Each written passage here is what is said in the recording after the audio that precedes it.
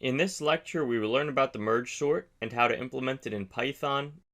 The merge sort algorithm works by splitting the array in half. It breaks it down until it cannot be split anymore. Then it puts it back together and sorts as it merges. The merge sort algorithm is fast but requires extra space due to the recursive calls. Let's look at an example that will help us to understand the conceptual logic behind the merge sort algorithm. We will start out with the following collection of example data. The first step of the merge sort is to break the collection up into two collections, splitting it in half. We now have the following two collections that our original collection was split into. These two collections are broken in half again, becoming four collections. Then these collections are broken down again, making each individual item broken apart from any collection. Then we merge each of the elements back together, piece by piece, sorting them as we go. The elements are grouped back together in groups of twos, except for the 10 at the end, since this list has an odd number of elements. Then the elements are merged together again, this time combining the four lists into two lists. Finally, the two sublists are merged and sorted one final time into the final sorted collection. Now that we understand the logic behind the merge sort algorithm, let's implement the algorithm using Python code. Our solution will use two functions, a merge function and a merge sort function. We will start out using Python's def keyword to create our function, which we will name merge. Our function will take in four parameters named elements, left, middle, and right respectively. Inside of our function we will have a variable named n1 set equal to middle minus left plus 1. Then we will have a variable named n2 set equal to right minus middle. After that we are going to have a left sublist and right sublist respectively. Then we will need to actually populate the left and right sublists with data. We will use a for loop that starts at 0 and iterates up to n1. Inside of this for loop, we will set the left sublist at index I equal to elements at index left plus I.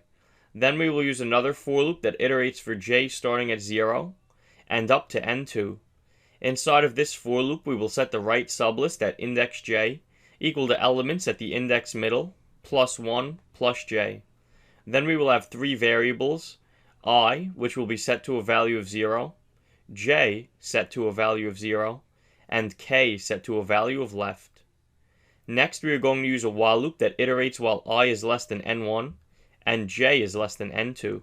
If the left sublist at index I is less than or equal to the right sublist at index j, then we will set elements at index k equal to the left sublist at index I.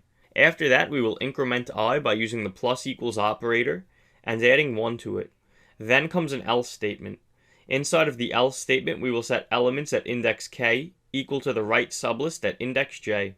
Then we will increment j by using the plus equals operator and adding 1. Outside of the if-else block, we will increment the value of variable k. While I is less than n1, we will set elements at index k to the left sublist at index I. Then we will increment I and k. While j is less than n2, we will set elements at index k equal to right sublist at index j. Then we will increment our j and k variables. Finally, we will return elements, which will be the merged list. That wraps up our merge function. We still need to write the code for our merge sort function. Half of the job is merging, the other half is sorting. Our merge sort function will be named merge sort and will take in three parameters, a list named elements, an integer named left, and an integer named right. If left is less than right, we will set middle equal to left plus right minus 1 divided by 2.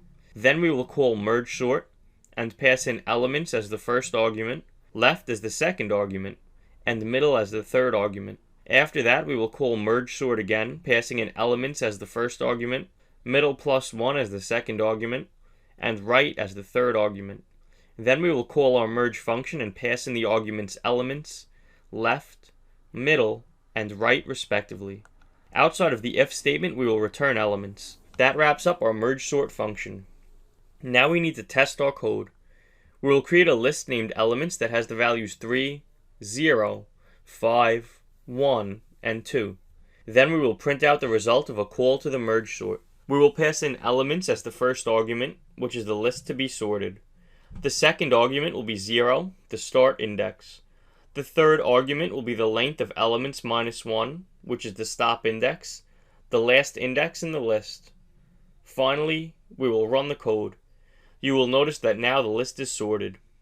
In the next lecture, we will learn about the insertion sort and how to implement it in Python.